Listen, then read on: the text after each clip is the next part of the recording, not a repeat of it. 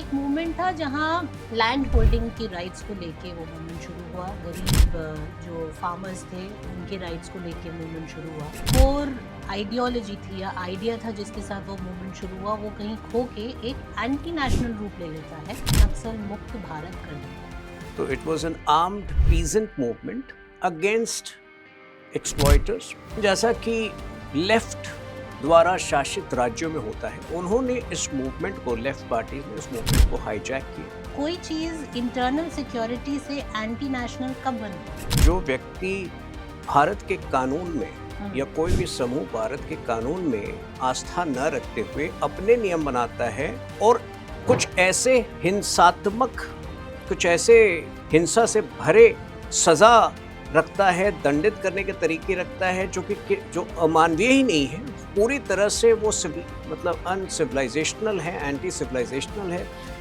एक सभ्य सोसाइटी में कभी भी उस प्रकार की हरकतों को जस्टिफाई नहीं किया जाए तो वो तो एंटी नेशनल वैसे ही हो जाता है। अर्बन नक्सल जो जेएनयू में सेलिब्रेट करते थे नक्सलियों के द्वारा इन किलिंग्स को, वो हर संभव प्रयास करते थे कि मीडिया से ये खबरें दूर रहे। या जो 100 और डिस्ट्रिक्ट्स हैं जो ये पूरी तरह से इकोनॉमिक मेन स्ट्रीम से अलग थे, इनका जो कंट्रीब्यूशन होगा आने वाले सालों में, वो एक बहुत ही पिवटल रोल प्ले करने वाला है हमारी आगे की इकोनॉमिक सर्ज में।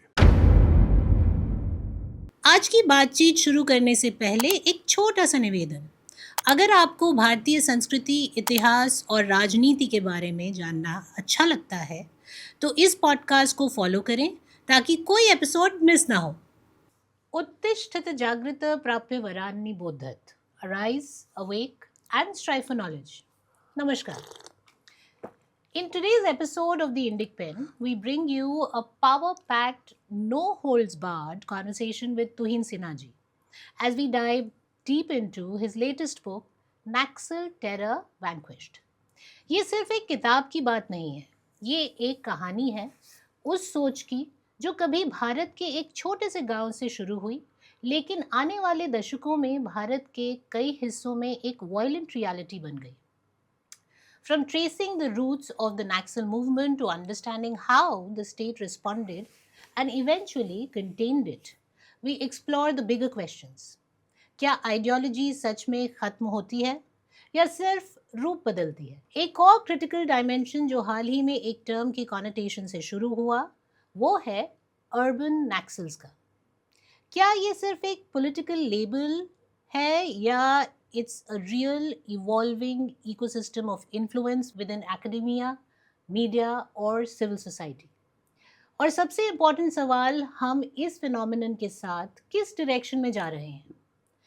But the conversation doesn't stop there, क्योंकि तुहिन जी एक ऑथर होने के साथ साथ बीजेपी के नेशनल स्पोक्सपर्सन भी हैं। तो बात होगी बंगाल और तमिलनाडु जैसे पॉलिटिकली क्रूशल स्टेट्स में बीजेपी की पोजीशनिंग, चैलेंजेस और अपॉर्चुनिटीज़ की। और बात होगी नैरेटिव वॉर्स, मीडिया फ्रेमिंग और पब्लिक परसेप्शन की। कौन नैरेटिव सेट कर रहा है, कौन इन्फ्लुएंस कर रहा है पब्लिक ओपिनियन, और आम नागरिक इस सब में कहाँ खड़ा है? इंसाइटफुल, शार्प और बिल्कुल सीधी बात। अगर आप समझना चाहते हैं कि भारत की इंटरनल सिक्योरिटी और पॉलिटिकल लैंडस्केप कैसे इवॉल्व हो रहा है, तो ये एपिसोड आप मिस नहीं कर सकते। आइए चलते हैं। नमस्कार तुहिन जी। नमस्ते, नमस्ते लिपिका जी। आपका बहुत बहुत स्वागत है एक बार बहुत फिर। बहुत धन्यवाद। आप आई थिंक लास्ट अपनी पिछली किताब के साथ हमारे पास आए थे एंड हमने आपको इनवाइट किया था। उस समय हमने बात की थी एक ऐसे व्यक्तित्व की जिस पर आपने अपना काफ़ी समय और अपना काफ़ी वर्क जो है, it's a body of work that you devoted to him. लेकिन आज मैं आपकी नई किताब के साथ आपके समक्ष हूँ जी। और आज हम थोड़ा सा एक ऐसे मूवमेंट के बारे में बात करना चाहेंगे और आपसे जानना चाहेंगे जो कि नक्सलबाड़ी से शुरू हुआ था, एक गांव से।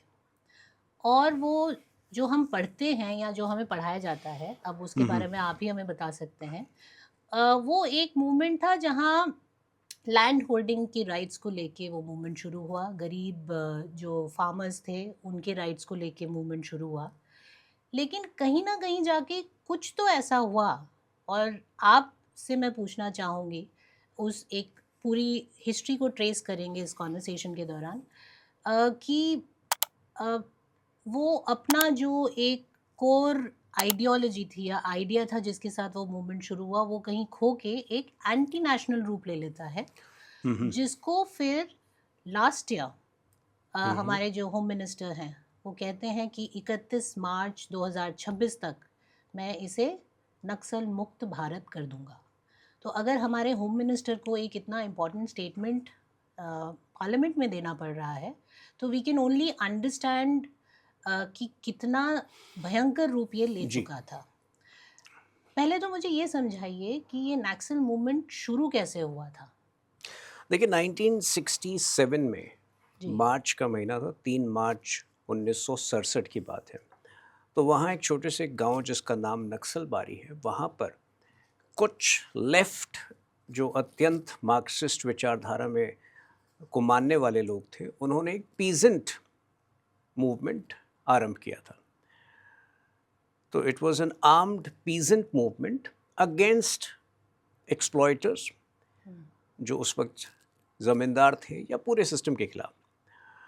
उसमें चारू मजुमदार, कानू सन्याल और जंगल संथाल, 3 लोग प्रमुख तौर पर उसको लीड कर रहे थे। जी। लेकिन जैसा कि लेफ्ट द्वारा शासित राज्यों में होता है, उन्होंने इस मूवमेंट को, लेफ्ट पार्टीज ने इस मूवमेंट को हाईजैक किया। हम्म, सीपीआईएम सत्ता में बंगाल में 19 मिड 70s में आई, 77 में आई इमरजेंसी के उपरांत, ज्योति बासु मुख्यमंत्री बने। तो ये जो रनअप था 1967 से लेकर 1977 तक, एक तो लेफ्ट ने अपने स्वार्थ के लिए इस पूरे मूवमेंट में युवाओं को जोड़ा और इसको सिस्टम के विरुद्ध इसका उपयोग किया। हम्म, लेकिन धीरे धीरे जब आगे बढ़ता गया ये, तो बहुत टुकड़ों में, अलग अलग फेजेस में नक्सलवाद प्रभावी रहा हमारे देश के ऊपर। एक बड़ा डेवलपमेंट 2003-2004 में हुआ, जब इसके 2 बड़े जो स्प्लिंटर ग्रुप्स थे, एक पीडब्ल्यूजी था, पीपल्स वॉर ग्रुप, और एक माओइस्ट कम्युनिस्ट सेंटर था।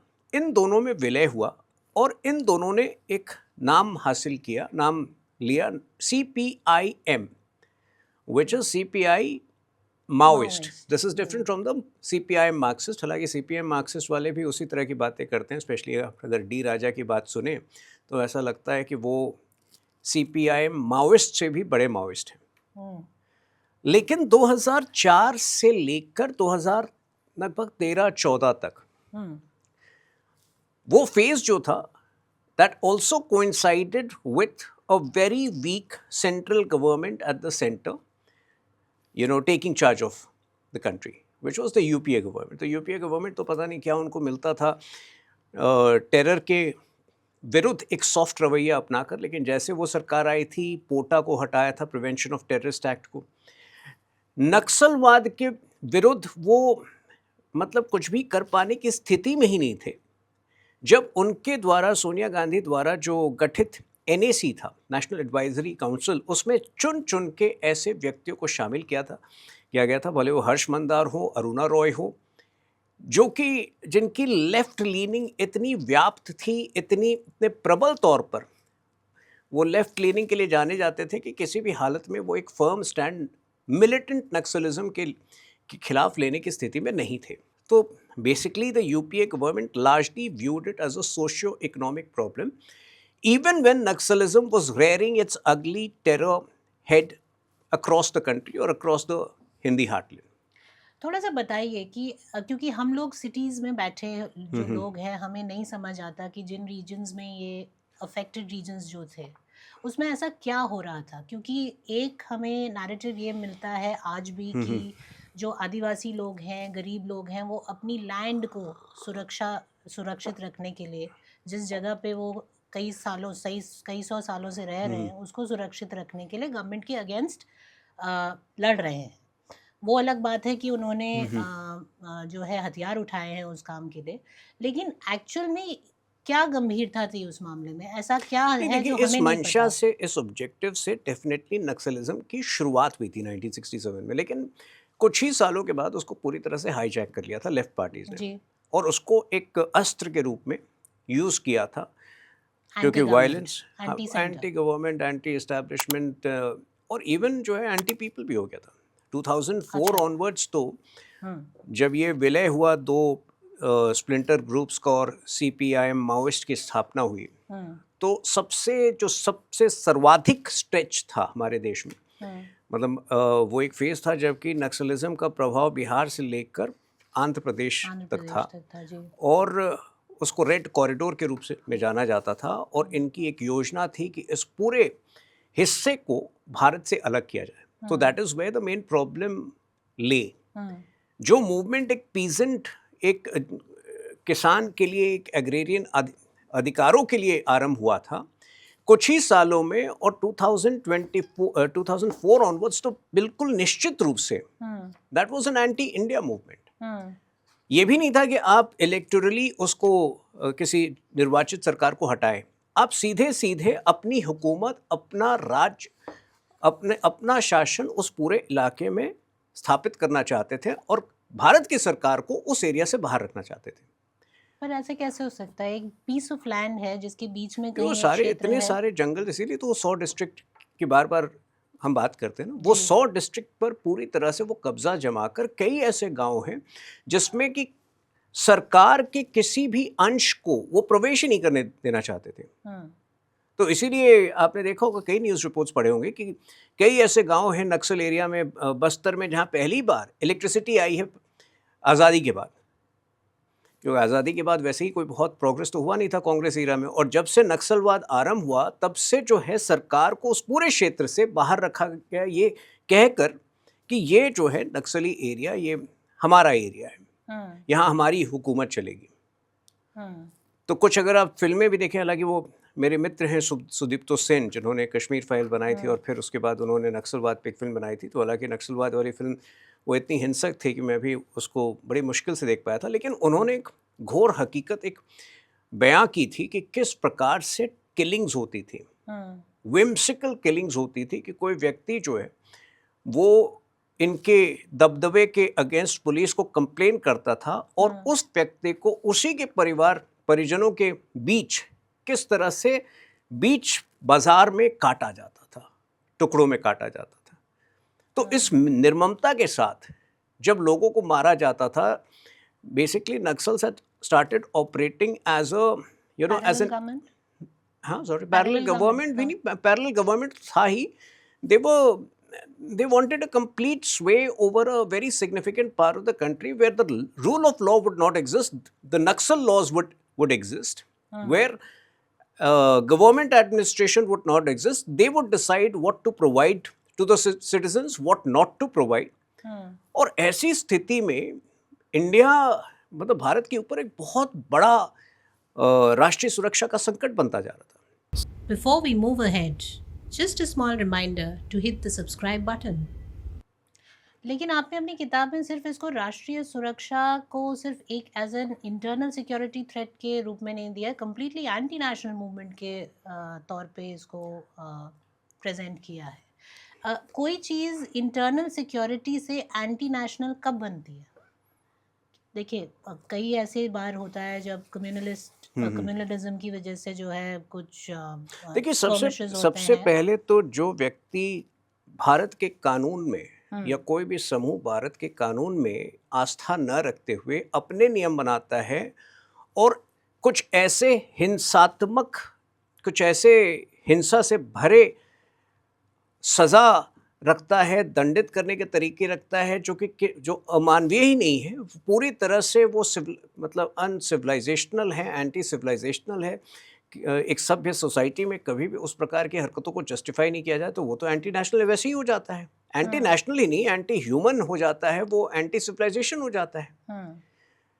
लेकिन दूसरी बात यह है कि आपको क्या अधिकार बनता है कि जो आपकी ट्राइबल पॉपुलेशन है, जो आपकी बिरादरी है, वहाँ लोग स्कूल में जाएं या ना जाएं, ये तय करने का अधिकार आपको नहीं है जी।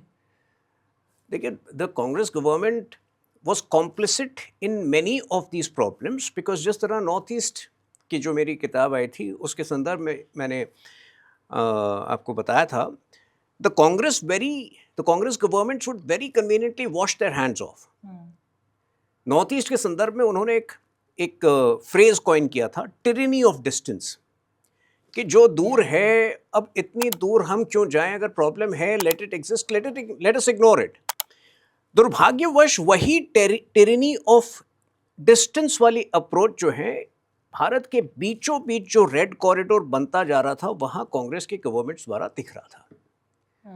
तो जब ज्यादा से ज्यादा भीषण टेरर अटैक्स हो रहे थे, और आप देखिए जिस समय 2004 टू 2009, कल परसों में जनरल इंडिया इंस्टीट्यूट में था, वहाँ मैं बच्चों को भी बता रहा था, 22-23 साल के बच्चों को अनुभव भी नहीं है, उनको आइडिया भी नहीं है कि वो युग जो था 2004 टू 2009 का, एक तरफ जो है पाकिस्तान द्वारा जो स्पॉन्सर्ड टेरर अटैक्स होता था, ऑन एन एवरेज हर 40 दिन में कोई ना कोई शहर में होता ही था, भले वो जयपुर हो, भले वो अहमदाबाद हो, भले वो गुवाहाटी हो। साइमल्टेनियसली जो गांव देहात और दूर दराज के क्षेत्र में जो नक्सल टेरर अटैक्स होते थे, वो उससे कहीं भीषण होते थे, लेकिन उस पर मीडिया का ध्यान नहीं जाता था। एक, क्योंकि पाकिस्तान के द्वारा जो टेरर अटैक्स होते थे वो शहरों को इम्पैक्ट करते थे, तो जो शहरी आबादी है वो उसके बारे में ज़्यादा जानते थे। और दूसरा, जो हमारे अर्बन नक्सल जो जेएनयू में सेलिब्रेट करते थे नक्सलियों के द्वारा इन किलिंग्स को, वो हर संभव प्रयास करते थे कि मीडिया से ये खबरें दूर रहें या कम से कम उसको हाईलाइट नहीं किया जाए और वो दबी रहे। तो ऐसे सिस्टम में हम जी रहे थे 2004 टू 2009 के बीच। इनफैक्ट इसी समय लगभग, आज हम अप्रैल 30 का दिन है आज, between April 6, 2010 and 28 May 2010, two massive terror attacks, Naxal terror attacks had taken place.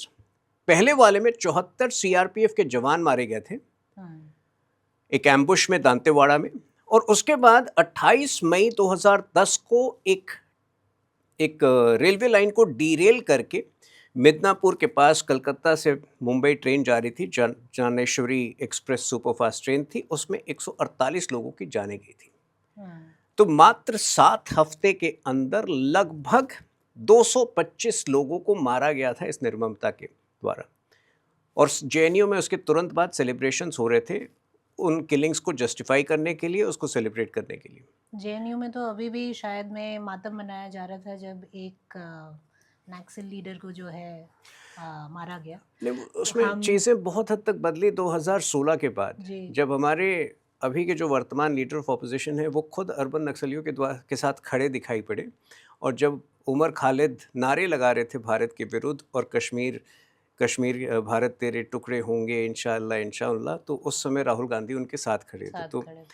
तो जेएनयू में एक राष्ट्रवादी पक्ष भी है, लेकिन दुर्भाग्यवश ये जो कम्युनिस्ट और जो मार्क्सवादी लोग हैं वो हमेशा अपनी हरकतों के लिए ज़्यादातर मीडिया में रहते हैं।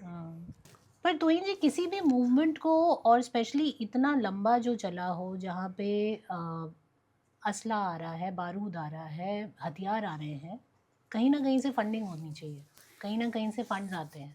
मतलब otherwise it's not possible for a regular person or a group of people to continue such a massive hit on its own people, इस तरह का थ्रेट क्रिएट करना।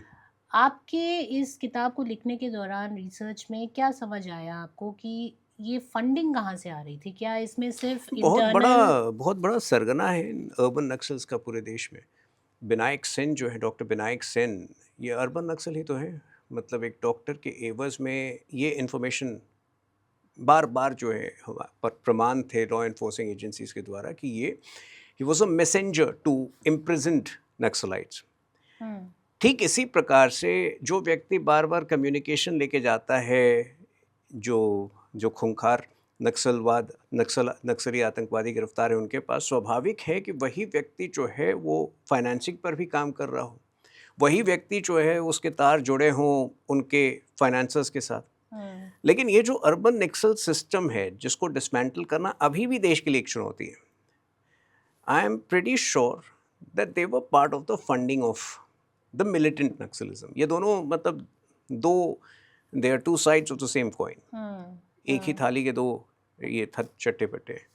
तो ये चुनौती अभी भी, पिछले 2 हफ्ते पहले जो नोएडा में एक बहुत बड़ा प्रोटेस्ट हुआ था वेजेस को लेकर, जो इवेंचुअली जो है पता चला कि फार्सिकल है, वेजेस में इजाफा भी हुआ था, लेकिन एक प्री प्लान्ड कॉन्स्पिरेसी के तहत वो प्रोटेस्ट हुआ था।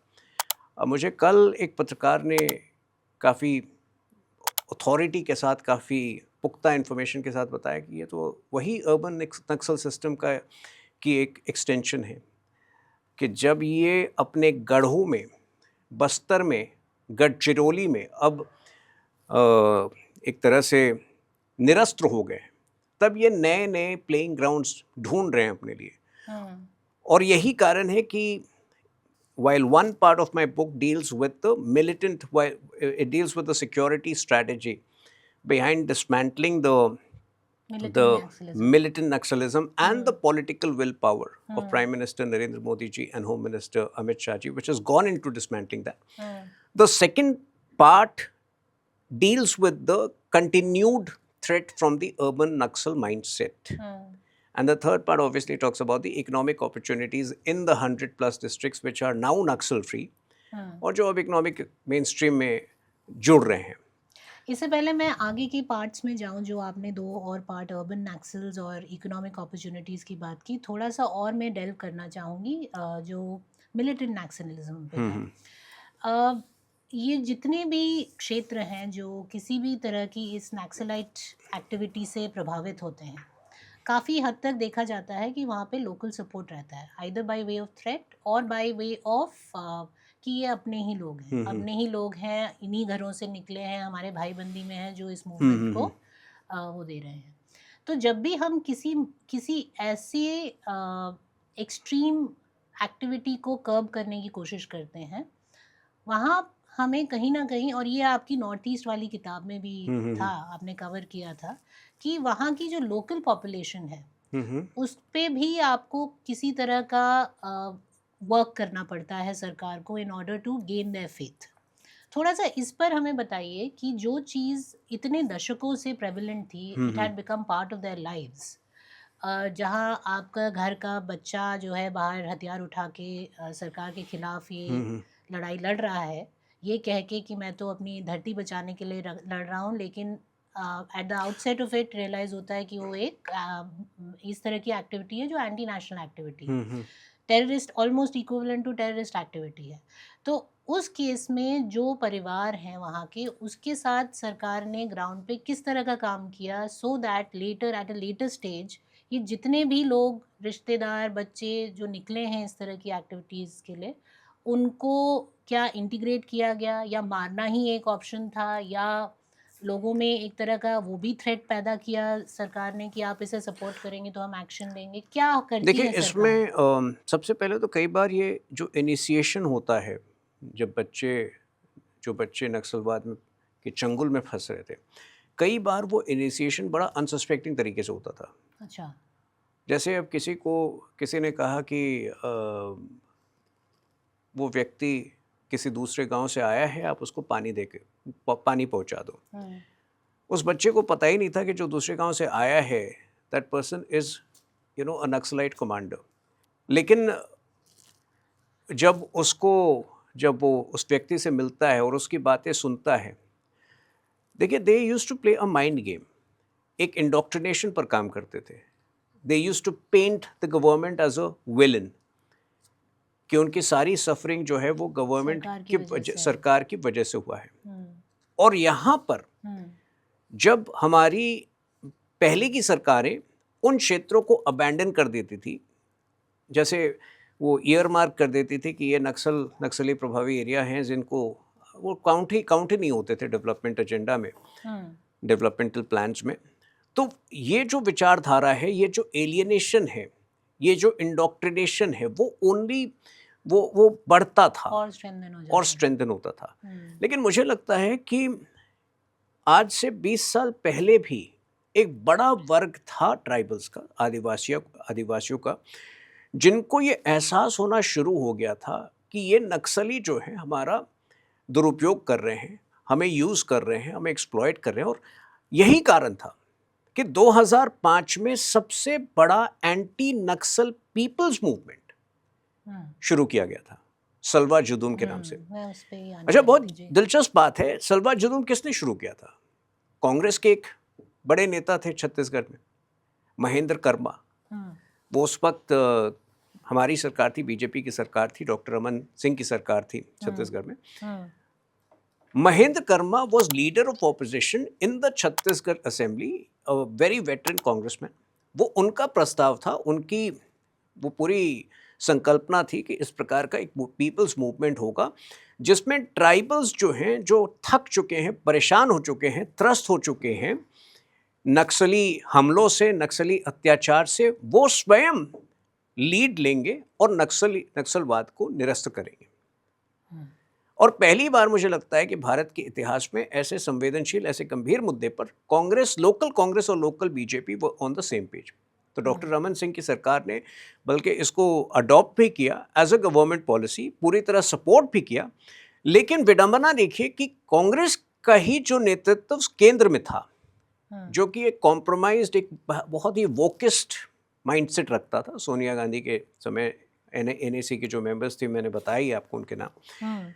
Somewhere they themselves did not believe in the efficacy, in the strength of a people's movement like Salwa Judum। तो जब ये लिटिगेशन में नंदिनी सुंदर एक एक्टिविस्ट थी जिन्होंने इस पूरे मसले को सुप्रीम कोर्ट में लिया था, चैलेंज किया था, मेनका गुरुस्वामी जो इस वक्त टीएमसी के राज्यसभा सांसद हैं, उन्होंने केस लड़ा था ऑन बिहाफ ऑफ नंदिनी सुंदर। और 2011 में Sudarshan Reddy was the Supreme Court judge who ended Salwa Judum। अब उस समय की कांग्रेस की सरकार अगर चाहती, यूपीए की सरकार चाहती, तो वो कोई ऑल्टरनेटिव उसका ढूंढ कर ऑल्टरनेटिव मूवमेंट को बहाल कर सकती थी। वो चाहती तो सुप्रीम कोर्ट के जो जजमेंट को चैलेंज कर सकती थी। लेकिन उन्होंने ऐसे मीकनेस के साथ, ऐसी एक तरह से एक्सेप्टेंस के साथ उस जजमेंट को स्वीकार किया था कि ऐसा लग रहा था कि वो खुद ही जो है डिसोन करना चाहती थी सलवा जुदूम को। और उसका हश्र क्या हुआ? 2 साल बाद 2013 में महेंद्र कर्मा को जिस बेरहमी से मारा गया, महेंद्र कर्मा को ही नहीं मारा गया, साथ में विद्या चरण शुक्ल को मारा गया था, जो कांग्रेस के ही केंद्र में मंत्री रह चुके थे और सबसे वरिष्ठ नेता थे मध्य प्रदेश के, मध्य प्रदेश में और उसके बाद छत्तीसगढ़ के। तो इस तरह से कांग्रेस ने ही अपने जमीनी कार्यकर्ताओं को कमजोर किया था। और आज भी देखिए कांग्रेस अपने लोगों को कैसे रिवॉर्ड करती है। सुदर्शन रेड्डी जो उस वक्त सुप्रीम कोर्ट जज थे, 14 साल बाद उनको वाइस प्रेसिडेंट का कैंडिडेट बनाया पिछले साल कांग्रेस पार्टी ने। ममता बनर्जी ने ढूंढ के मेनका गुरुस्वामी को राज्यसभा का पद दिया। तो ये कहीं ना कहीं ये सारी पार्टियां एक अर्बन नक्सल इकोसिस्टम को बैक करती है। और यही आप इस वक्त बंगाल के चुनाव में भी देख रही हैं। जी, बंगाल के चुनाव में मैं आपसे ज़रूर कुछ सवाल पूछूंगी, लेकिन थोड़ा सा किताब पे और विचार करेंगे, उसके बाद पॉलिटिक्स पे जाएंगे। अब बात करते हैं अर्बन नक्सल्स की। आप जो इस तरह का मिलिटेंट नक्सलिज्म था जो ग्राउंड पे था और सरकार उसे कर्ब करने की काफ़ी समय से कोशिश कर रही थी, ऑलमोस्ट 12 साल लग गए। 12 साल से सरकार है बीजेपी की और एनडीए की, और अब जाके जो है, अब भी शायद उसे वो कम्प्लीटली 100% नहीं कहते हैं, लेकिन जो लास्ट हमने हमारे जो होम मिनिस्टर हैं शाह, उनका जो वो सुना था I think couple of weeks ago, जहाँ उन्होंने कहा कि we are almost we cleaned up the system of this Naxalism. लेकिन अभी भी जैसा कि आप खुद ये कह रहे हैं कि एक urban Naxal group of people है जो एक इंटेलेक्चुअल, एकेडमिक और कई ऐसे क्षेत्रों को कंट्रोल करता है, जहाँ ना सिर्फ वो प्रॉबली फंडिंग प्राप्त करते हैं, they also control the narrative, they influence young minds. अगर हम बात करें तो सरकार जहाँ काफ़ी हद तक सक्सेस प्राप्त कर चुकी है मिलिटेंट नक्सलिज्म को कर्ब करने में, वहाँ हमें ऐसा क्यों प्रतीत होता है कि नैरेटिव्स की वॉर में कहीं ना कहीं सरकार मिस आउट कर जाती है, और अभी भी बहुत एक स्ट्रॉन्ग, एक तो कोई भी विचारधारा पूरी तरह से ख़त्म नहीं होती है। उस विचारधारा का जो एक मिलिटेंट एक्सिक्यूशन है उसको हम समाप्त कर सकते हैं। तो जब सिमी को बैन किया गया था अटल बिहारी वाजपेयी जी की सरकार में, तो सिमी ने ही एक नया रूप लिया था इंडियन मुजाहिदीन के तौर पर। तो फिलहाल के लिए अच्छा 12 साल हमें नहीं लगे, बिकॉज 2014 में ये सारी चीज़ें, ये सारी गड़बड़ियाँ जो थी अपने चरम पर थी, पीक पर थी। तो यूपीए ने ऐसी हालत में हमें देश को सौंपा था कि बहुत ज़्यादा मेहनत करने की आवश्यकता थी। और मुझे लगता है कि जैसे जैसे हमने अपने प्रोमिसेस फुलफिल करने शुरू किए गए, वैसे वैसे हमें भी वो कॉन्फिडेंस हमारे अंदर बढ़ता चला गया कि हम ये भी कर सकते हैं, वो भी कर सकते हैं। तो आर्टिकल 370 को जब निरस्त किया गया था, that was a watershed moment. अब कुछ चीज़ें ऐसा था हमारे समय में जब हम लोग बड़े हो रहे थे कि कुछ चीज़ें हमने मान लिया था कि ये चीज़ें नहीं बदल सकती हैं।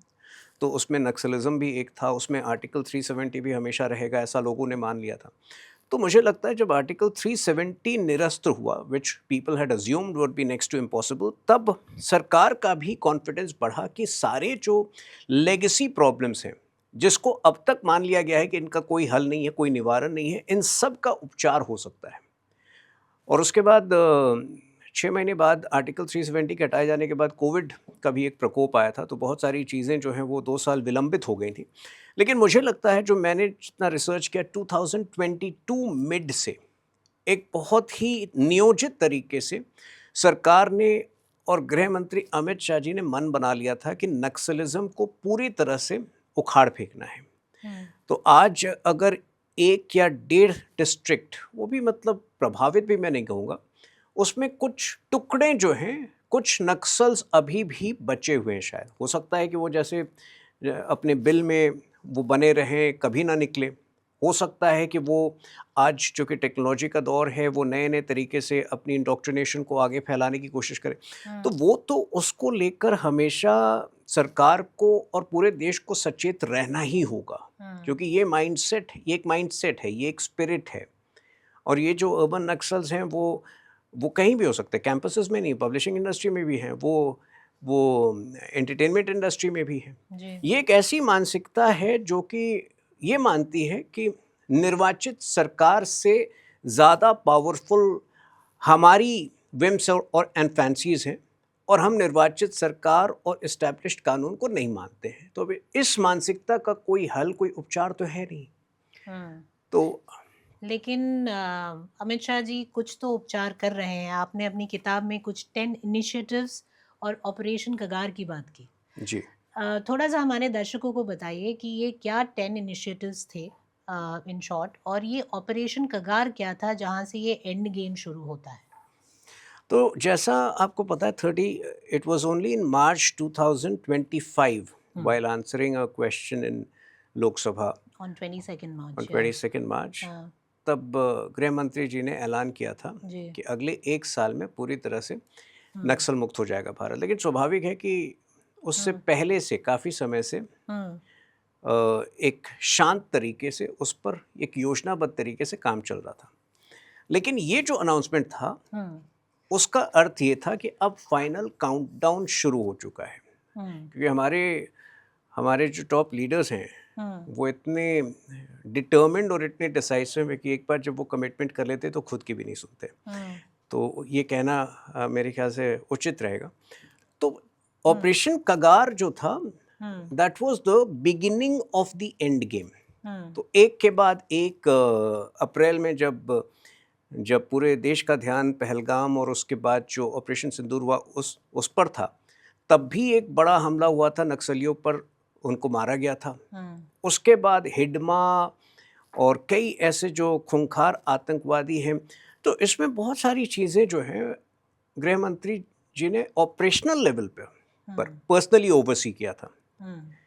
फॉर एग्जाम्पल बंगाल के इलेक्शंस ओवरसी कर रहे हैं। नहीं, वो तो अलग चीज़ है। वो तो देखिए, मुझे लगता है कि जीतने की जो एक चाहत होती है, उसको I don't know why we have been so dismissive of that, or we don't. No, not at all.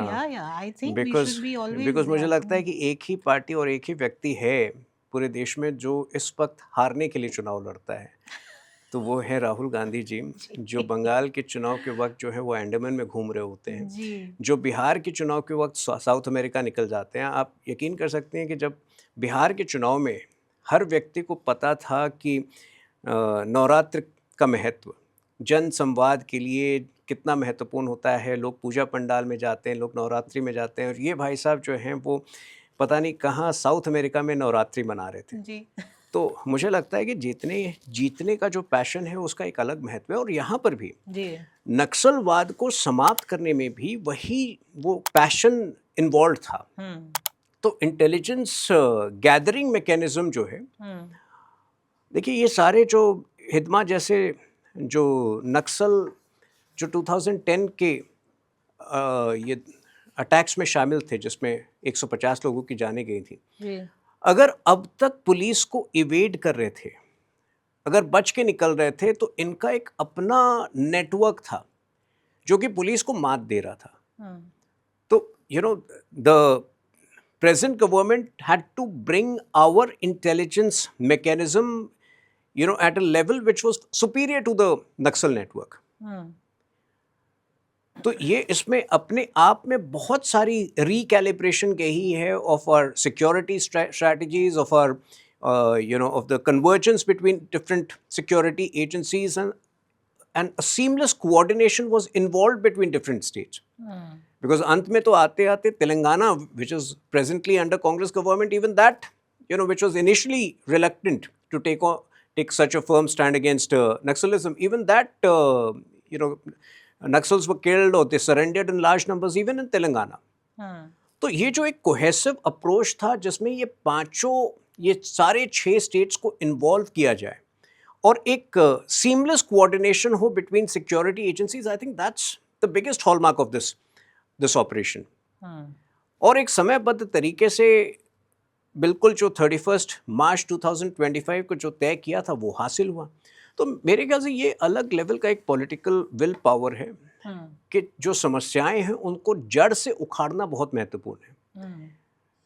लेकिन फिर भी आई थिंक तुहिन जी, समस्याएं आप शायद ग्राउंड लेवल पे जो उखाड़ रहे हैं वो शायद उस तरह से जनरल पब्लिक में या मासेस में उसका, एंड वही बात आती है नैरेटिव्स की। ऐसा क्यों होता है कि बीजेपी लेड गवर्नमेंट जो है वो 10-12 सालों से कुछ बहुत महत्वपूर्ण जो है डिसीजंस ले चुकी है, उन पे एक्ट कर चुकी है, हम उसका फल भी देखते हैं कि they not only taken those decisions but enforce them. लेकिन फिर भी ऐसा क्यों होता है कि एक जनरल परसेप्शन बहुत क्लियरली अप्रिशिएटिव नहीं हो पाता, और ना ही बीजेपी उसको जो है एक स्ट्रॉन्ग वे में जो है कम्युनिकेट कर पाती है। क्या वो कम्युनिकेशन की कमी है, या दे फील जैसे स्पेसिफिकली आपके मन में कोई स्पेसिफिक इशू? या बहुत सारे इश्यूज हैं, जैसे इवन इन दिस केस जो नक्सलिज्म को ख़त्म करने की बात है, जहां हम देखते हैं कि इतना बड़ा जो है एक सिक्योरिटी मूवमेंट शुरू हुआ और कई समय से चल रहा है, कई सालों से चल रहा है, लेकिन कहीं भी आज भी except for the statements that the home minister has given in the parliament, उसके अलावा ऐसा कुछ एक strong narrative building among the young people नहीं हो पाता है कि जो उनको इन्फ्लुएंस कर सके कि नहीं, हमारी सरकार ने ये चेंज लाया। आज भी बच्चों में, यंगस्टर्स में ये एक परसेप्शन है कि सरकार ये जो है जो आदिवासी लोग हैं उनके जो जंगल हैं उनको लेने के लिए, डेवलपमेंट पर्पसेस के लिए या माइनिंग के लिए या इन सब चीज़ों के लिए उनको लेने के लिए इस तरह की फोर्स। देखिए मुझे लगता है एक तो इसमें ये बात आ जाती है कि जो अर्बन सेंटर्स में पढ़ रहे बच्चे हैं उनको वैसे भी नहीं पता है कि नक्सल आतंकवाद कितना भीषण, कितना डरावना होता था। तो मैं वही पूछना चाह रही हूँ कि ऐसा क्यों है, हम क्यों ये कम्युनिकेट नहीं कर पाते हैं सरकार में रहने के बावजूद 12 सालों से, हम ये क्यों नहीं बता पा रहे हैं कि ये हमारी मुश्किलें हैं। आज भी 370 को लेके बहुत ही कॉन्वल्यूटेड आइडियाज़ हैं यूथ के, और जबकि मैं ये नहीं कहती हूँ कि सिटीज़ में जो पढ़ने वाले बच्चे हैं वही पूरी आबादी को डिनोट करते हैं, बट काफ़ी हद तक जो नॉइज़ है या न्यूसेंस है उसको कंट्रीब्यूट करने में आई थिंक एक सक्षम यूथ जो है वो ज़्यादा इन्वॉल्व होता है। देखिए मुझे लगता है हम कम्युनिकेशन तो करते हैं सार्थक तरीके से, लेकिन इतने लेवल्स पर इतने काम हो रहे हैं कि कई बार we move on to other issues. For example, जब ये नक्सलवाद समाप्त हुआ जिस दिन 31 को, ये हम 5 दिन का लंबा डिबेट भी कर सकते थे, लेकिन हमें लगा कि एक दिन के डिबेट में ही, क्योंकि बहुत सारे और विषय थे, वुमेन्स रिजर्वेशन बिल भी आने वाला था, 4 चुनाव की घोषणा हो गई थी। तो एक तो मुझे लगता है कि इंडिया में जितने इश्यूज से हम डील करते हैं ऑन अ डेली बेसिस, वो इतने अधिक हैं कि वर्तमान की जो सरकार है वो सॉल्यूशंस ढूंढने में ज़्यादा समय बिताती है, और जो विपक्ष है वो बाल का खाल उतारने में ज़्यादा समय बिताती है। तो मुझे नहीं लगता है कि आर्टिकल 370 को लेकर भी मतलब कोई कम्युनिकेशन में कोई खामी थी। In fact you know the if you heard the home minister's speech on the parliament, and which was used as the primary communication in all our subsequent reach outs, it was very, it was very unambiguous, it was very unapologetic, and it also showed the Congress as an incompetent entity, because Article 370 जो एक propagate कर बैठे थे वो कि कभी इसका कोई निदान हो ही नहीं सकता, उसके अंदर ही आर्टिकल 370 के अंदर ही एक क्लॉज था जो एनेबल कर रहा था इस चीज़ को। तो कम्युनिकेशन में मुझे नहीं लगता है, जैसा कि बहुत लोग मानते हैं, कि कोई बहुत बड़ा कोई त्रुटि है या कोई कमी है। Yes, on an average, we are dealing with, maybe 5x the number of issues the previous government was dealing with, because that is the pace at which this government is working, and we believe in quickly executing and moving on. But मोटे तौर पर अगर कोई इतनी बड़ी कोई त्रुटि होती, कोई खामी होती, तो फिर तो आज इलेक्शन के रिजल्ट्स कुछ अलग होते। जितने भी इलेक्शन के रिजल्ट्स आ रहे हैं, भले वो बिहार में हो, भले वो महाराष्ट्र में हो, और अब आने वाले दिनों में बंगाल में होंगे, वो इस बात की पुष्टि कर रहे हैं कि we have been able to connect with the youth. हाँ, अगर वो एक सीमित संख्या में, एक सीमित प्रतिशत में कुछ ऐसे यूथ हैं जो कि हमेशा थोड़े से नेगेटिव रहते हैं, मेरे ख्याल से उनकी संख्या बहुत कम है। Before we move ahead, just a small reminder to hit the subscribe button. Okay. मैं फिर भी शायद थोड़ा सा इससे अलग विचार रखूंगी, स्पेशली क्योंकि हमने ऑफ लेट देखा, ऑपरेशन सिंदूर के दौरान भी इस बारे में काफ़ी चर्चा हुई कि नैरेटिव वॉर्स में कहीं ना कहीं जो है भारत वीक पड़ गया। तो ऐसे बहुत से इंस्टेंसेस हैं, बट मैं ये भी बात आपकी मानती हूँ कि जब आपके पास इतनी सारी समस्याएं हों तो आप एक काम करते हैं। देखिए, ऑपरेशन सिंदूर का मसला थोड़ा अलग था। मुझे लगता है कि ऑपरेशन सिंदूर में हमें जितना कहना था, हमने बहुत स्पष्ट तरीके से कहा। इनफैक्ट 7 तारीख को ऑपरेशन सिंदूर शुरू हुआ था, 7 मई को, 10 मई को या 11 मई को मेरा ख्याल है, जब समाप्त हुआ, तो तीनों जो आर्मी, नेवी एंड एयरफोर्स, तीनों के जो आला ऑफिसर्स हैं, उन्होंने सारे क्वेश्चंस भी लिए। 1 घंटे का एक लंबा प्रेस कॉन्फ्रेंस हुआ था, सारी बातों का उत्तर दिया था। अगले दिन जो 20 मिनट का प्रधानमंत्री का एड्रेस टू द नेशन था, उसमें सारी बातें जो हैं कि किसने पहल की थी सीज़ फायर के लिए हमने क्यों अग्री किया, उन सभी बातों का उत्तर था। अब अगर इस देश के विपक्ष को लगता है कि हम किसी दूसरे देश के प्रधानमंत्री जिस तेवर में बात करते हैं उस तेवर में जवाब दे, तो वो हमारे संस्कार या वो हमारी तरीके नहीं है। अगर कोई, पर हम तो जवाब नहीं देते हैं। ट्रम्प रोज कुछ नया स्टेटमेंट, ट्रम्प कुछ रोज नया स्टेटमेंट लाते हैं एंटी इंडिया। नहीं, यहाँ पर मेरा मत थोड़ा अलग है। मुझे लगता है कि अगर हमने उस बात का उत्तर दे दिया है, तो अगर कोई बार बार वही सवाल पूछे, तो क्या हम बार बार उत्तर देते रहें? अगर कोई किसी देश का प्रधानमंत्री या राष्ट्रपति कुछ ऐसे ट्वीट्स करता है जो अब तक पहले नहीं हुए, तो क्या हमारे देश के प्रधानमंत्री भी वही तरीका अपनाएं और रोज 4 ट्वीट्स डालने लगे? मुझे लगता है कि हमारी एक अपनी पहचान है, हमारा एक अपना कम्युनिकेशन का तरीका है। पर हाँ, कांग्रेस ने जो ऑपरेशन सिंदूर के दौरान किया, वो विश्वासघात से कम नहीं था। सरेंडर शब्द, जीत को सरेंडर में बदलने का कुप्रयास, ये कोई भी जिम्मेदार विपक्षी पार्टी नहीं कर सकती है। क्या हमने 100 टेररिस्ट को नहीं मारा? ये राजनाथ सिंह जी का बयान है on the floor of the house. Pakistan के कई ऐसे वीडियोस हैं, इनफैक्ट जो उनके फ्यूनरल प्रोसेशंस हैं, वहाँ के वीडियोस हैं टेररिस्ट के, तो 100 से ऊपर टेररिस्ट मारे गए। 11 PAF के एयर बेसेस पूरी तरह से ध्वस्त हुए, हमारे एक भी ध्वस्त नहीं हुए। तो ये मेरे ख्याल से बहुत बड़ी उपलब्धि थी। लेकिन इसको भी सरेंडर कहना केवल अपनी छिछोड़ी हरकतों के लिए मेरे ख्याल से लीडर ऑफ ऑपोजिशन ने पाकिस्तान की मीडिया में स्टार बनने के लिए ये हरकत की थी। तो मुझे नहीं लगता है कि ऐसी स्थिति में अगर विपक्ष ने स्तर कम किया हो डिबेट का, विपक्ष ने पहली बार ऐसी हरकतें की हैं, तो बहुत ज़्यादा ऐसी स्थिति में जो फैक्ट है वो फैक्ट है।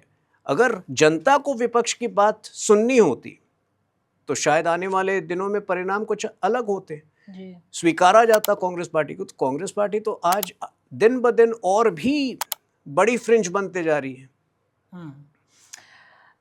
चलिए, मैं फिर बार बार हम लोग जो है मेरे फेवरेट टॉपिक पे चले जाते हैं, जो कि पॉलिटिक्स से रिलेटेड है, उस पर भी आएंगे। लेकिन एक बार वापस से हम थोड़ा इस किताब की तरफ चलते हैं और इसके लास्ट सेगमेंट पे बात करते हैं, जहाँ इकोनॉमिक जो लेवल पे जिस तरह का प्रयास किया गया है, उस पर आपने जो है अपने 2 चैप्टर्स लिखे हैं।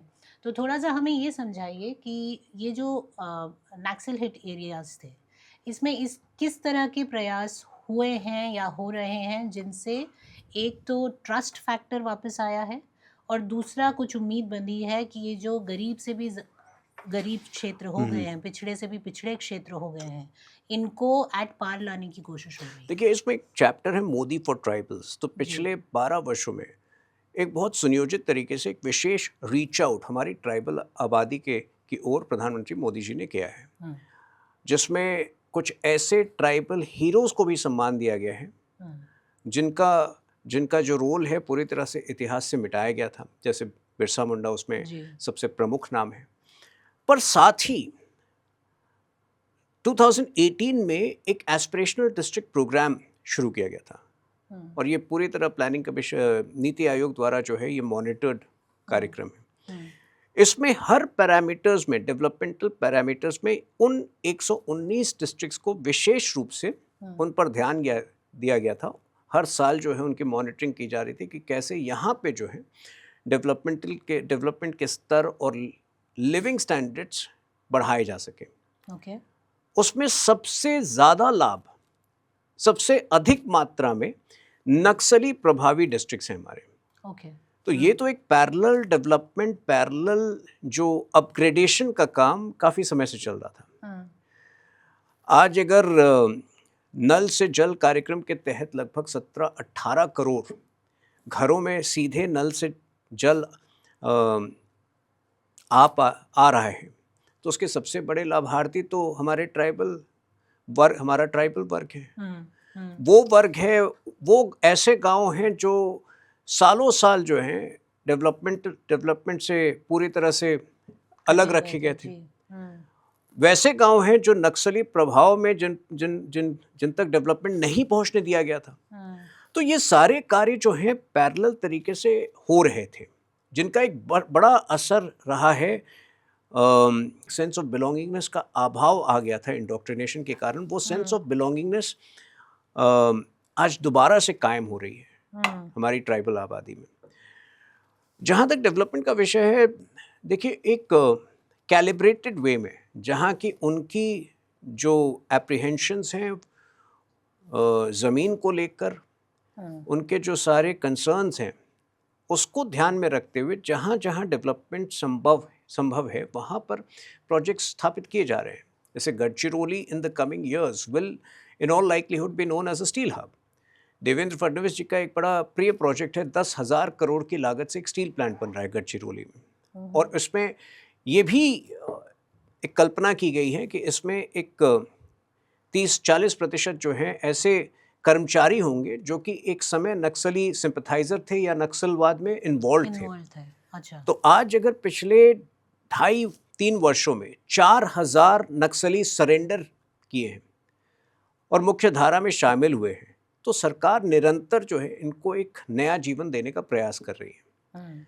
तो ये भी एक पैरेलल मूवमेंट चल रहा है। एक अन्ना कैंटीन के नाम से छत्तीसगढ़ में अनेक स्थानों पर दूर दराज के क्षेत्र में अन्ना कैंटीन शुरू किया गया है, और ये इसको चला रहे हैं मूल तौर पर एक्स नक्सल्स जो नक्सली गतिविधियों में शामिल थे, उस विचारधारा से प्रभावित थे।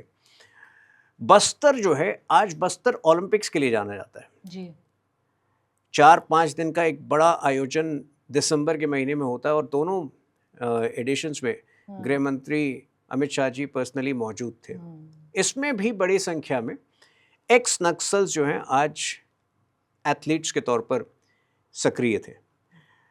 तो ये एक ऑनगोइंग प्रोसेस है। ये इसलिए महत्वपूर्ण हो जाता है इन एरियाज़ का विकास कि जब प्रधानमंत्री मोदी जी ने विकसित भारत के लिए बड़े लक्ष्य रखे हैं और जो एक बड़ा उछाल हमारी जीडीपी में अपेक्षित है 2030-31 के उपरांत, उनमें इन डिस्ट्रिक्ट्स का रोल बहुत अहम हो जाता है।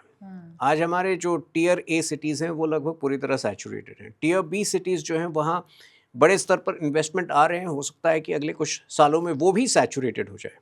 तो ये जो 100 और डिस्ट्रिक्ट्स हैं जो ये पूरी तरह से इकोनॉमिक मेन स्ट्रीम से अलग थे, इनका जो कंट्रीब्यूशन होगा आने वाले सालों में वो एक बहुत ही पिवटल रोल प्ले करने वाला है हमारी आगे की इकोनॉमिक सर्ज में।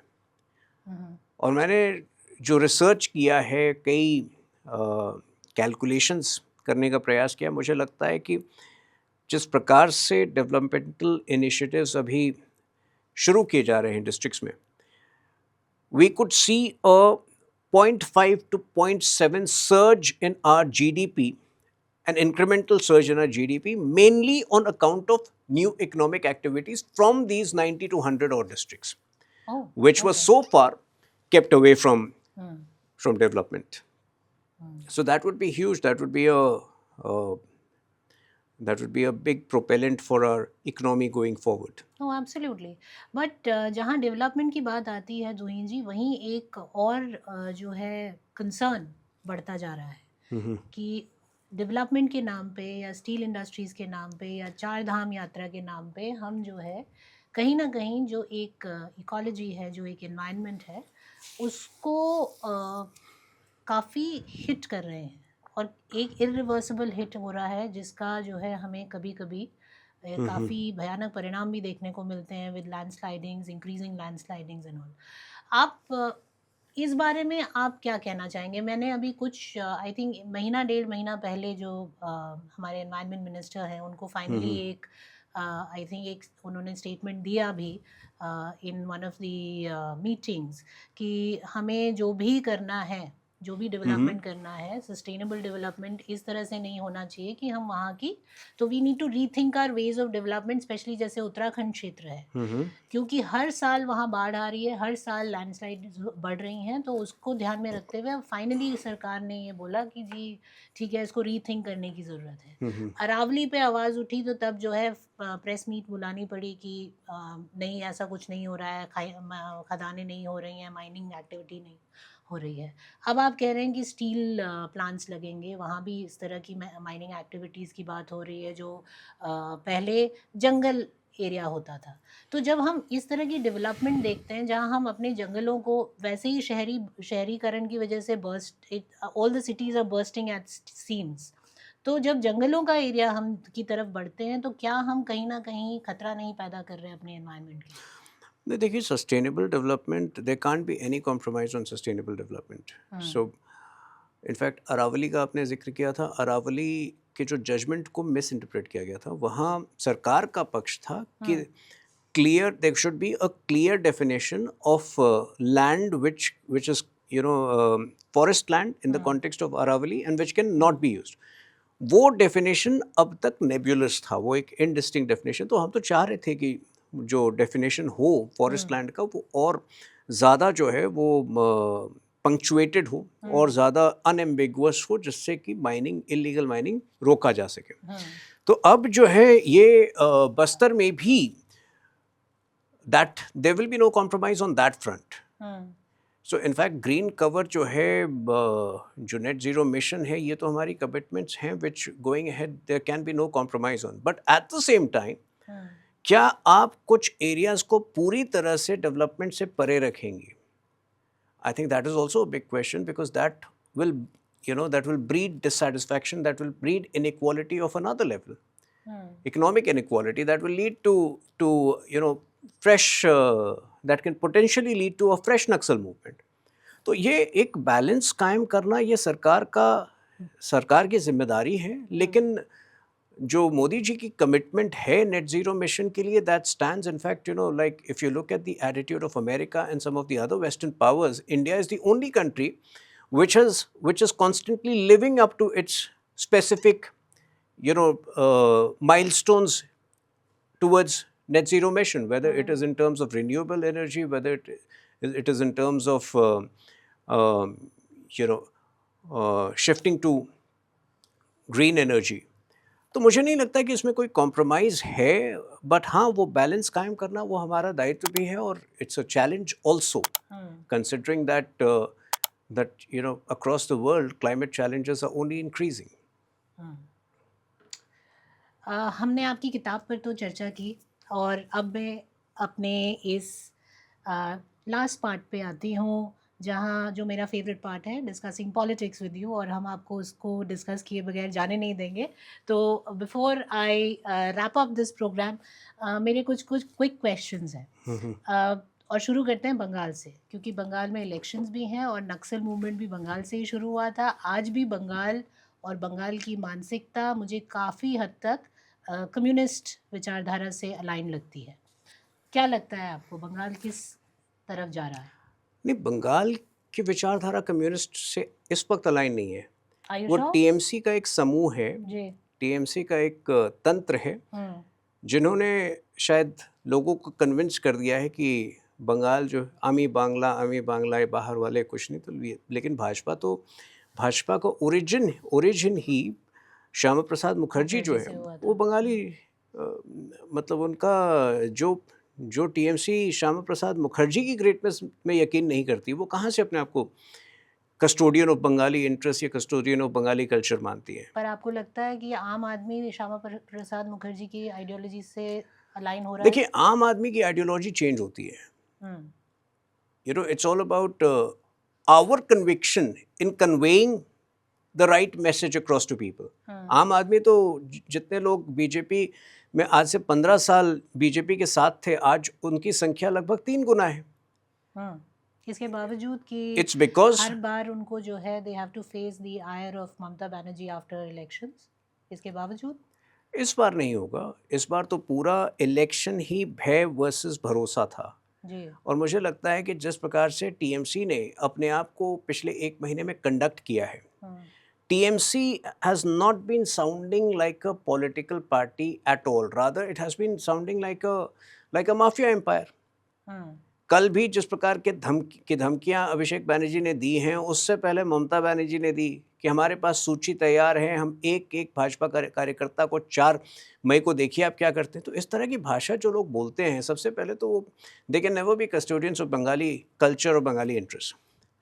दूसरी बात, मुझे लगता है कि ये चुनाव जो है वो बंगाल की जनता और टीएमसी के गुंडों के बीच है. ये जो बड़ी संख्या में वोटिंग हो रही है आज, as we speak, the last few minutes of the voting must be going on. और ये फेज में जिसमें कि प्रेसिडेंसी एरिया शामिल है, इसमें लास्ट 2021 में मेरे ख्याल से 55% के लगभग वोटिंग हुई थी. अगर यहाँ 90% वोटिंग हो रही है तो निश्चित रूप से लोगों में एक आक्रोश है. Before we move ahead, just a small reminder to hit the subscribe button. Mahua Moitra का तो कहना है कि बल्कि ज़्यादा वोटिंग का मतलब है कि हम और प्रचंड बहुमत से जीत रहे हैं. देखिए, महुआ मोइत्रा जो है वो मतलब बंगाल की कितनी समझ है उनको मुझे नहीं पता. बंगाली हैं. बंगाली तो मतलब even I am married to a Bengali, तो उनसे ज़्यादा बंगाली तो मैं हूँ. जी.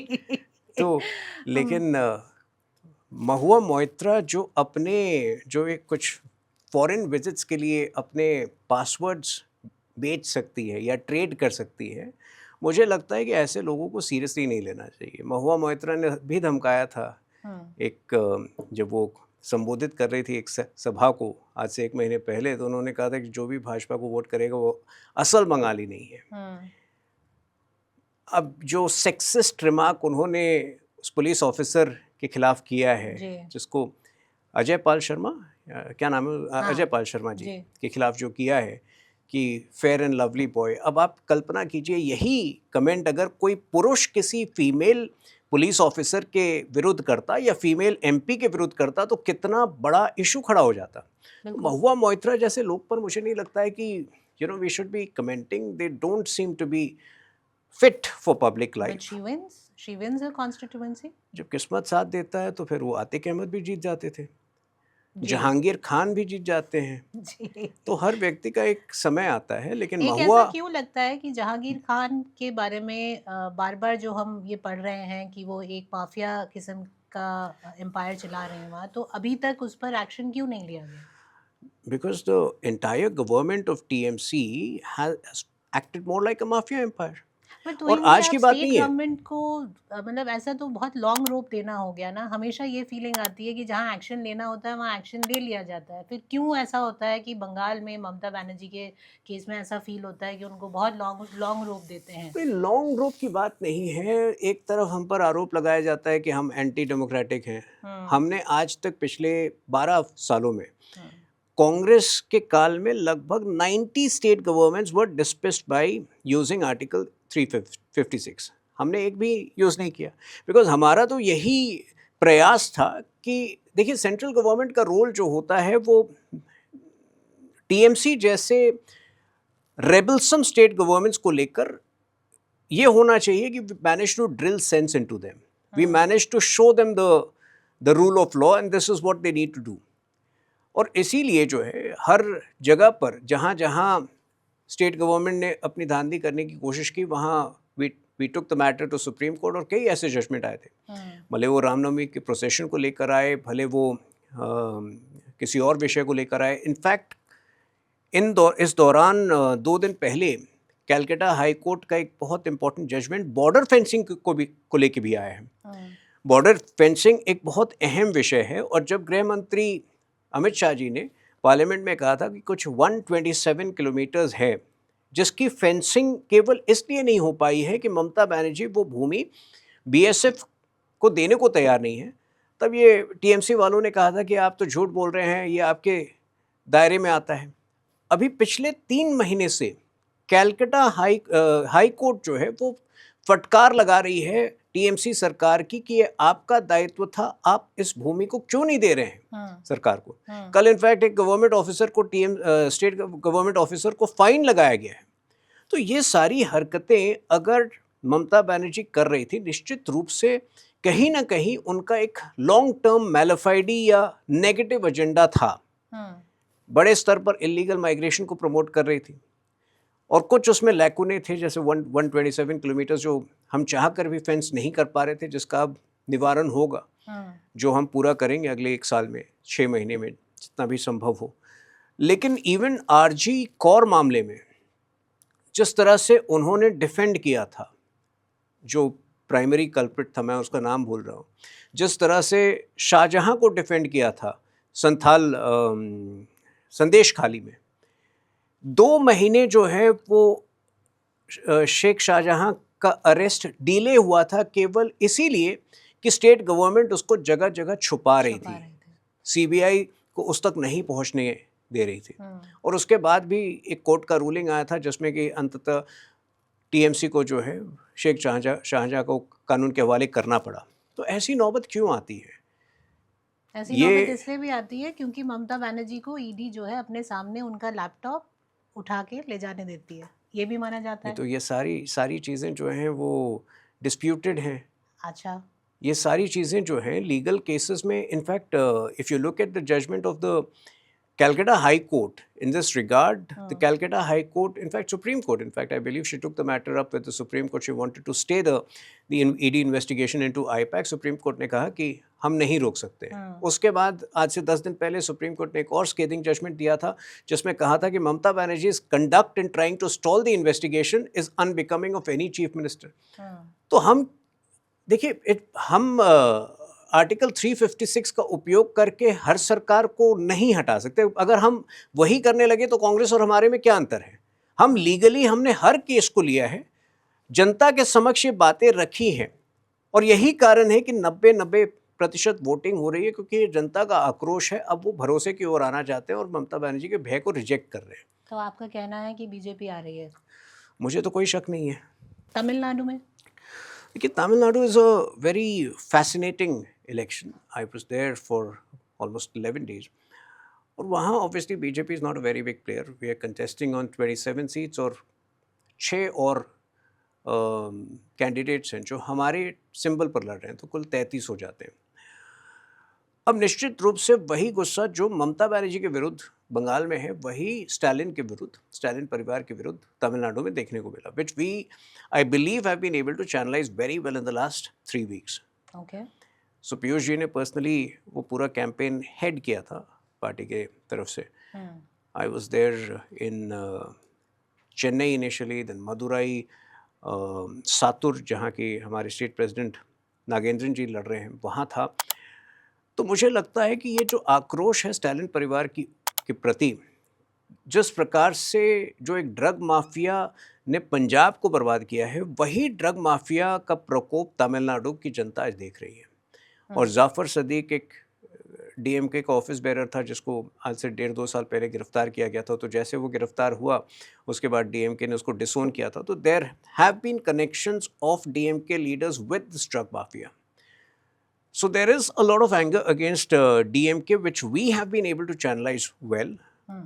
हमारी एक्सपेक्टेशन है कि वो एनडीए की सरकार वहाँ पे बनेगी.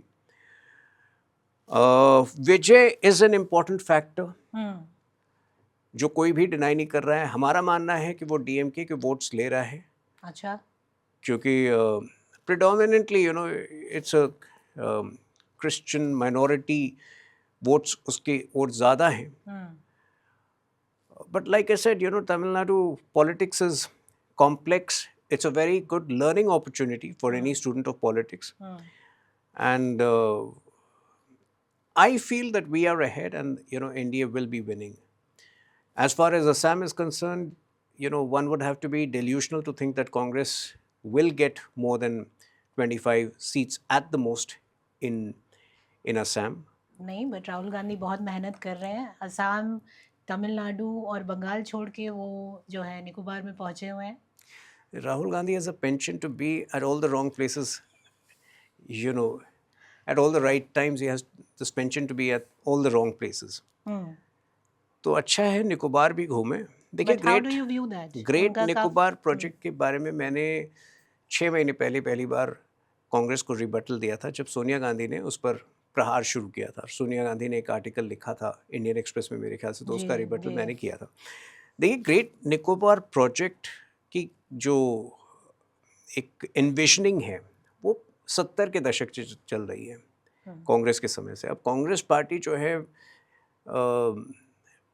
कल्पना करने के उपरांत अगर उस पर कार्य नहीं कर पाती थी कोई भी प्रोजेक्ट पर, तो ये हमारा दोष तो है नहीं. ग्रेट निकोबार प्रोजेक्ट की सिग्निफिकेंस मैं आपको बताता हूँ.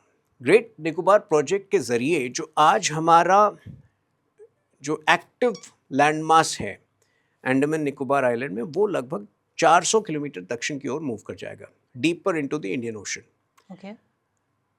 जो पोर्ट की कल्पना वहाँ पे की गई है, which is at the southern tip of the great Nicobar island, that port will be about 75 kilometers, 80 kilometers away from the Strait of Malacca. Strait of Malacca handles 30% of all sea trade, global sea trade today. So you can imagine the shipping importance of that port. You can imagine the geostrategic importance of Great Nicobar Island, considering that we will be expanding 400 kilometers southwards. तो जो Congress party आज तक केवल और केवल भारत की भूमि को sacrifice करते आई है, भले वो कच्छा थीवू हो तमिलनाडु में, या फिर लद्दाख हो, या फिर नॉर्थ ईस्ट, जहां जिस कांग्रेस की एरा में 40,000 स्क्वायर किलोमीटर्स का अतिक्रमण हुआ हो चाइना के द्वारा, स्वाभाविक है कि वो कांग्रेस पार्टी भारत माता के ज़मीन के महत्व को नहीं समझेगी. तो कांग्रेस पार्टी को लगता है क्या है, अनइनहैबिटेड लैंड है, क्यों हम मेहनत कर रहे हैं. अगर उनके कंसर्न्स पर आए कि वो कह रहे हैं कि वहाँ जो ट्राइबल पॉपुलेशन है, शॉर्पिन कहते हैं मेरे ख्याल से उनको, उनका जीवन जो है इंडेंजर हो जाएगा. मैं आपको बता दूं, केवल 10% जो हिस्सा है उस ज़मीन का, ग्रेट निकोबार आइलैंड का, वो यूज़ किया जाना है. 10%. जो एक प्रोजेक्शन है 3.5-4 लाख लोग वहाँ पर बसाए जाएंगे अगले 20 वर्षों में, वो भी जो है फेजेस में होंगे, keeping the ecological interests and the concerns, factoring in those concerns. But यही यहाँ पर भी वो एक लार्जर सवाल उत्पन्न होता है कि अगर हम पूरी तरह से सारे फ्यूचरिस्टिक प्रोजेक्ट्स को अबैंडन कर दें तो फिर तो ये जो दिल्ली मुंबई का जो नया एक्सप्रेसवे हुआ है, सारे ग्रीन एक्सप्रेसवेज जो देश में बनाए जा रहे हैं वो सबको छोड़ना पड़ेगा, क्योंकि green expressways pass through reasonable tribal belt. But I think we need that balance where we execute many of these futuristic projects because that is the need of the hour. And at the same time, conserve the ecological and the environmental interests which we are doing. तो अगर national green tribunal ने इस project को हरी झंडी दिखाई है, अगर स्वीकृति दी है, तो स्वाभाविक है कि national green tribunal has done all the due diligence. और दूसरी बात मुझे लगता है कि Congress party somewhere is more upset about India's geopolitical expansion. कहीं ना कहीं they like to see India as a weak country. Because the geopolitical significance of this expansion of this Great Nicobar project is humongous, is enormous. Okay. Which we know, like आज जो है, imagine, a defense battalion, imagine one of our defense bases being 400 kilometers south of where it stands now. Of course. So who would have a problem with that except, those people who are either ignorant or those people who like to see other countries emerge more powerful than India. Tuhin ji, thank you so much. आपसे जब भी वार्ता होती है तो कुछ ना कुछ नया जानने को मिलता है जो शायद आपकी टीवी डिबेट्स के थ्रू नहीं मिल पाता, क्योंकि वहाँ बहुत मुद्दों पे बात होती है, लेकिन मुद्दों के पीछे की जो चीज़ें हैं उन पर शायद काफ़ी लोगों को हमारे पॉडकास्ट के माध्यम से पता चलेगा. आपकी ये तीसरी किताब है. पहली मुझे याद है हमने बिरसा मुंडा पे बात की थी, फिर आपकी नॉर्थ ईस्ट पर किताब आई थी, और ये एक और आप इम्पॉर्टेंट सब्जेक्ट पे ये किताब लाए हैं. इसका एक हिंदी संस्करण भी आने वाला है. और I wish you all the best for the success of the book. तीसरी पुस्तक जिसमें आप शामिल हैं, मेरे ख्याल से 15 पुस्तकें हो गई हैं जी. तो लंबी यात्रा रही. और बिल्कुल. और बड़ा अच्छा लगता है मुझे भी संवाद, इस प्रकार के संवाद में आनंद आता है, क्योंकि TV channels tend to be very cacophonous. यहाँ पर थोड़ा ठहराव के साथ बातें होती हैं, अच्छी बातें होती हैं, और Indic pen has been doing a phenomenal job in promoting the right cultural and nationalist narrative. So more power to you. Thank you so much. Thank you, and I'm hoping कि हमारी फिर जल्दी ही मुलाकात होगी एक और किताब के साथ. आपका बहुत बहुत धन्यवाद समय. धन्यवाद. Thank you so much. Thank you. Every civilization has stories worth remembering. If you want to be part of reclaiming the Indic narrative, subscribe to this podcast right now and share it with those who value our heritage.